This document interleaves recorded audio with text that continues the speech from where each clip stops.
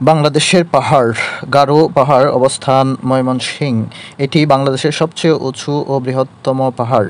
লালমাই পাহাড়, যেটি অবস্থান কুমিল্লা, এটি প্লাইস্টোন যুগে গঠিত। এর অপর নাম রোহিতগিরি। চন্দ্রনাথ পাহাড় অবস্থান সীতাকুণ্ড, চট্টগ্রাম, এটি হিন্দুদের জন্য তীর্থস্থান। কুলাউড়া পাহাড় মৌলভীবাজার অবস্থান,